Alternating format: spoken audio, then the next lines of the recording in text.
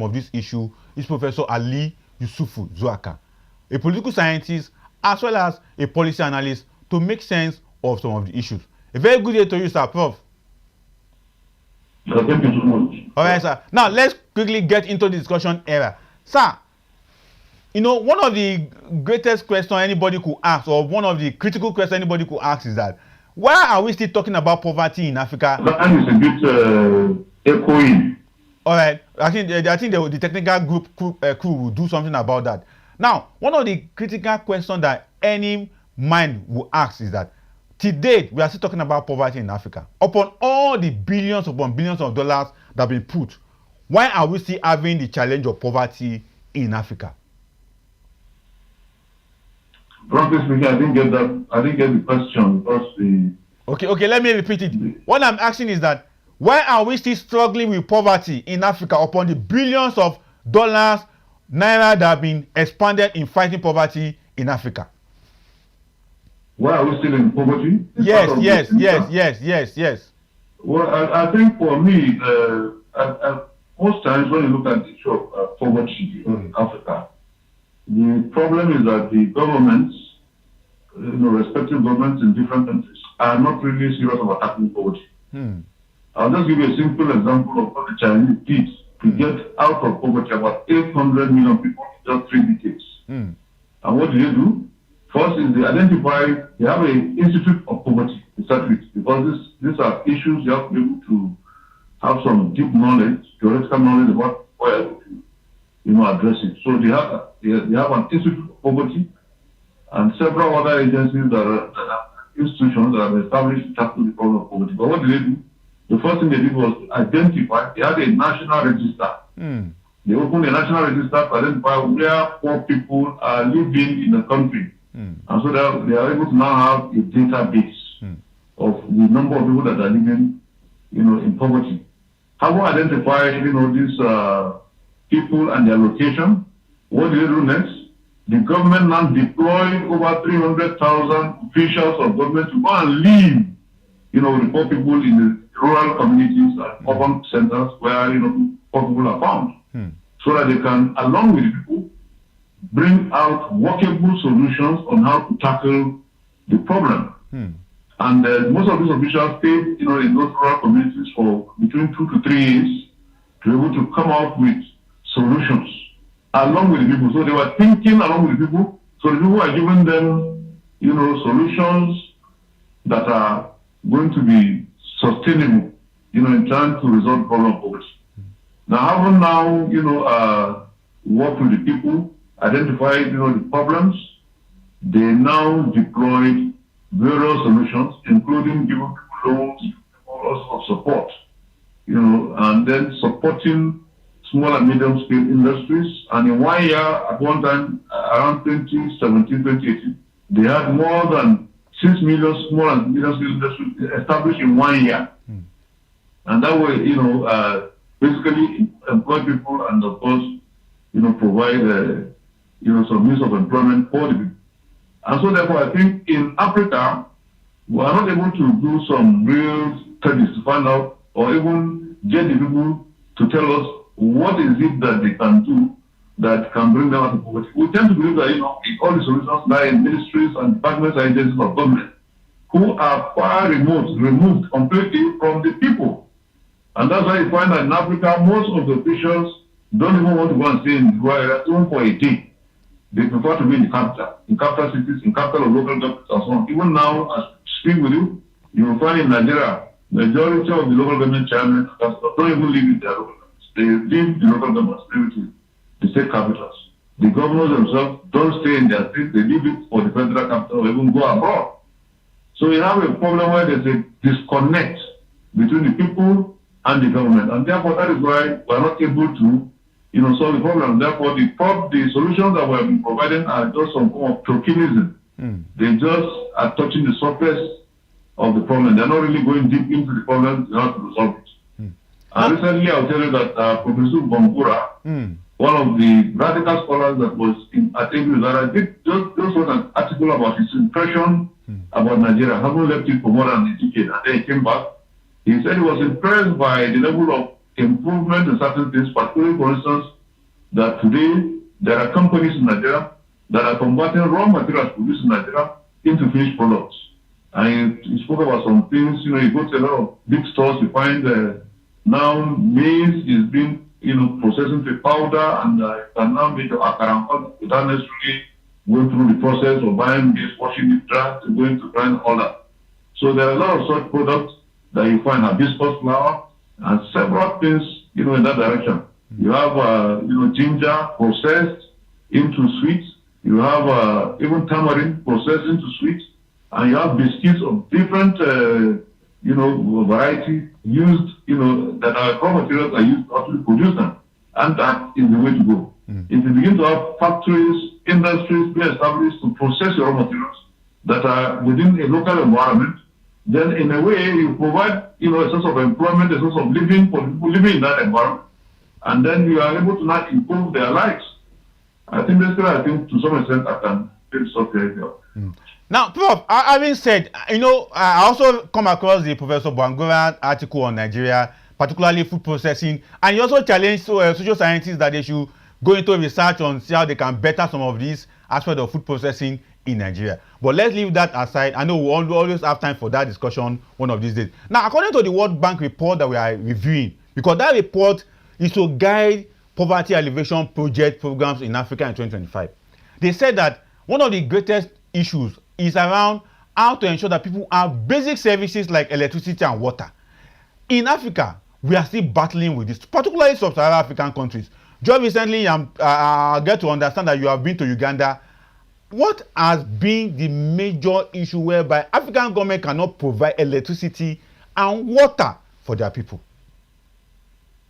Well, you see, I think the whole problem is about not really having some deep commitment towards ensuring that these services are provided. In Uganda, incidentally, they have steady supply of electricity in most parts of the country, and of course, water is available. You may complain about the cost, but in terms of the availability, Nigeria will have a problem with the availability, of that. Either electricity or even water. That's why people have now started constructing boreholes for themselves, providing electricity for themselves.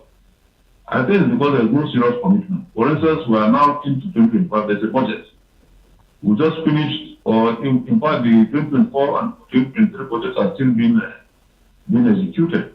Now, when you look at the way we put things like that, if you take a policy, because the budget is a policy instrument that is supposed to guide financial expenditure of the government, both recurrent and capital. Now, in terms of agenda setting, who sets the agenda? Who has been able to identify basic problems that people have been confronted with on a daily basis? Even the elites that sit down, in offices to do that, certainly they are far removed, from people. That's why issues about electricity and water is not of prime importance to them. Even also, I don't see any reason why we'll be saying that in the 60s and 70s, we had a better system. And you used to have a electricity company that people are using coins, to provide for themselves. And once your money is exhausted, it goes off. That's what we're trying to do now with the, the prepaid meter. You pay as you go, as you consume the electricity. Once it's finished, your money is finished, it goes off. But I think our problem is we don't have adequate, we claim we have enough generated power, but we're not able to distribute the power. So why don't we now concentrate our energy on distribution and the management of these, institutions? In terms of water supply, certainly we are not supposed to complain that we don't have water in Nigeria, because Nigeria is lucky to have a lot of rivers, a lot of dams, and more dams will have actually been constructed, to take care of water that, we have during the rainy season can be collected into these dams and reserved for use, both for irrigation and for consumption by the people. But we don't do that. You find that we tend to look at things as if they're rocket science and not doable. And that is largely what has been affecting us, and why some of these targets being set by the World Bank, they're talking about just water and electricity. For instance, it is a program that can be executed. We can have enough supply. Because we can generate more than 15,000 megawatts of electricity, and we are talking about maybe generating, we can have an installed capacity to generate over 30,000 megawatts. Because this electricity we are generating maybe is being used in other countries by 2 or 3 companies. And this is what they are able to give over 200. Certainly, we are not making the right decisions in terms of generation. Because you have a lot of, for instance, in the north, you have a lot of solar electricity that can be generated. But we don't tend to want to spend sometimes about the cost of producing solar energy so high and so on. But once you invest in it, you can put back community. In Adamawa State, I remember that this presidential candidate, I think one from Kogi State, he contested the specialties in electricity. So after elections have been won and lost, some of these individuals could be consulted by the government. If somebody that other governments around Africa are consulting to supply electricity, in fact, they were saying one day of them, I was listening to him, that in Adamawa State, through the company of Inhabitants, they're able to produce energy that they're exporting to Liberia or another. So if we can have, such individuals have such capacity, the government should not be saying because they contested elections, so they will sabotage it. No.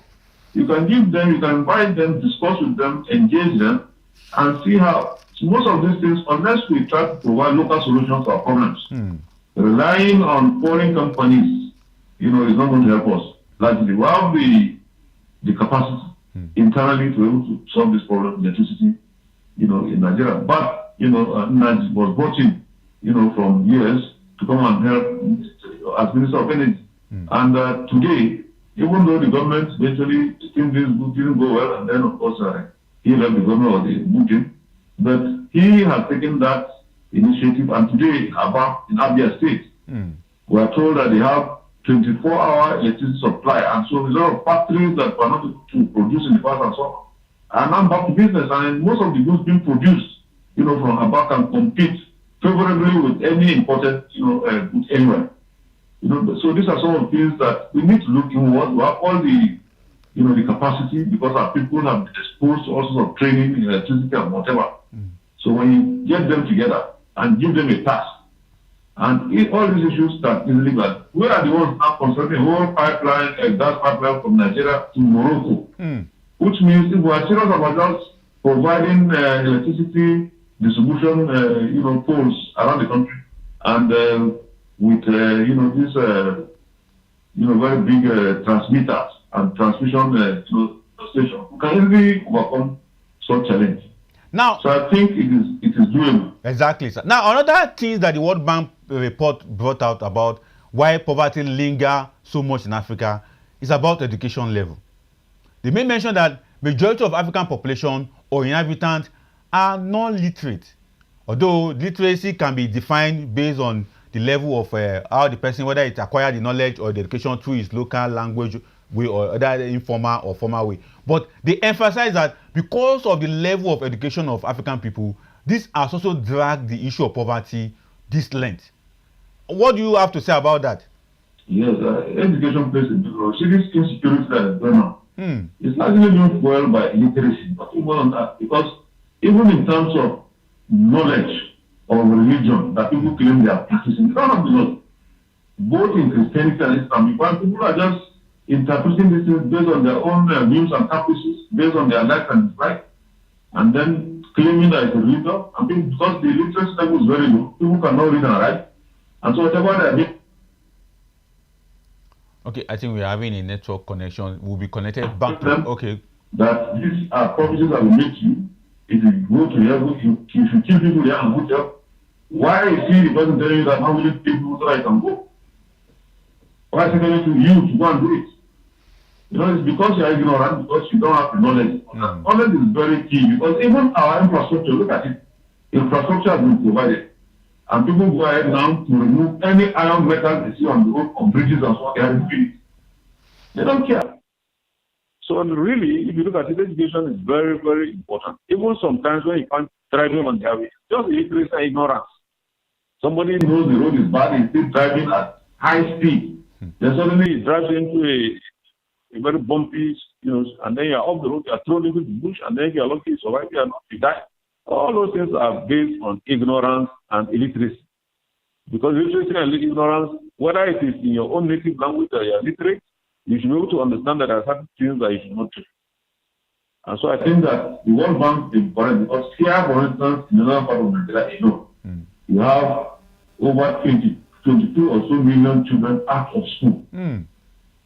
That cannot, this is a recipe for future, problems for the society. And people cannot say they are doing this thing based on religious beliefs. Because they don't just bring children all the time get up and then say, no, any power that God has created, God will friend to them. No, God was not the one that created the person. You actually that God brought the person to all. And so therefore you should fend for it. So you don't go to start producing mass children because of the problems of number. And then when it comes to learning, they say, we have the number. We don't need to go anywhere. We can win our education. And then what do you find even in the number? The use of underage, children and voters. Most places, in Nigeria. So really, I think the problem is just ignorance, private educated, and there's need, really, for us to, because if you look at even the current budget, it's only about 5% or so of budget that's dedicated to education. You may have more in terms of quantum of funds going into education, but in terms of tangible results that you can get, you cannot get the results of what you had, some 5 years back, because you have brought in some quantum. Amounting just about 5%, and the United, education, UNESCO has recommended 25 or 26% of your budget should be dedicated. So if you are spending 46 or 40 something trillion, that means that if you are spending about 26%, that certainly you will be spending over 15 trillion. That means, and that is what you will have spent, to really provide education, people can be literate, and you can convert all offices at the end of work every weekend into school. That's what the humans did to be able to fight illiteracy and ignorance. And today they are highly educated. So you don't just pay lip service, even some things, and expect that you are going to get. Want to ensure that education is provided, not just to have universities in name, and then people who are writing papers that have no impact, on the immediate society, and then claiming you have. When I was looking at the patents that were developed by Israeli scientists in 1 year, they had about 18,000. And when I look at what Nigerian scientists like, just about 3. And then I know that we are non-starters, because we don't fund, research, we don't fund, whatever is being, even innovations by even non-literate persons, Western education. Because we have all sorts of people who are, making drones, making all sorts of things, not necessarily because they have done that school, but they just have that natural talent. That is not being tapped. You have a gifted school, for instance, in Florida that has died completely, because politics came to it. So unless we are serious about funding education, I know Jonathan started with Japan schools, but because the northern oligarchic, power are not interested in this, ignorant people not getting any education. They're not. If they were, they would have supported Jonathan's program and continue with it, so that even while these children were going around learning Quranic education, they can at least along the way learn some skills and also learn some reading and writing in Western education. Because unfortunately for us in Nigeria, that is our lingua franca. We speak English, and so as our official language. So you should be able to at least understand things are being done in English language. You have Arabic, you should be able to understand the Arabic, discuss in Arabic. Beyond just praying, you should be able to discuss, have discussion. Then you are literate in Arabic. There is just some verses in Arabic. You can't speak Arabic language. Then I don't think that will even help you, in understanding the religion. All right, Prof. Prof. Thank you very much for that insightful analysis of why education is very important to tackle poverty.